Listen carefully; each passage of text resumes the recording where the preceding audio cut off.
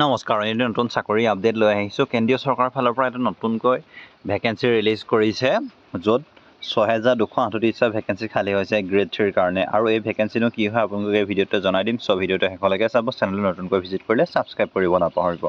আৰু যদি আমি এতিয়া চাওঁ তেন্তে RRB ৰেলৱে ৰিক্ৰুইটমেণ্ট বৰ্ডৰ ফালৰ পৰা ৬,২৩৮টা গ্ৰেড 3 টেকনিচিয়ানৰ কাৰণে ভেকেঞ্চি খালী হৈছে, য'ত আপোনালোকে চাব পাৰে গ্ৰেড 1 ছিগনেলৰ কাৰণেও আছে আৰু গ্ৰেড 3ৰ কাৰণেও আছে। আৰু ইয়াত যদি আপোনালোকে চাই তেন্তে ইয়াৰ কাৰণে যি দৰমহাটো গ্ৰেড 3ৰ কাৰণে দৰমহাটো 19,900 টকা আৰু যিটো গ্ৰেড 1ৰ 29,900 টকা CPC আণ্ডাৰত হয়, কিন্তু দৰমহাটো ইয়াতকৈ আপোনাৰ বহুত বেছি হ'ব। বয়সৰ সীমা যদি চাই তেন্তে আপুনি 18 বছৰৰ পৰা 30 বছৰলৈকে পাব আৰু ৰিলেক্সেশ্যন পাব আপ টু 45 বছৰলৈকে যদি আপুনি PWD কেণ্ডিডেট হয়। নেক্সট যদি চাওঁ কোৱালিফিকেশ্যন, গ্ৰেড 1 ছিগনেলৰ কাৰণে যদি চাই তেন্তে আপুনি ইয়াত গ্ৰেজুৱেশ্যন হ'ব লাগিব, physics, electronics, computer science, information technology বা BSc in combine any sub stream হ'লেও আপোনালোকে আবেদন কৰিব পাৰিব।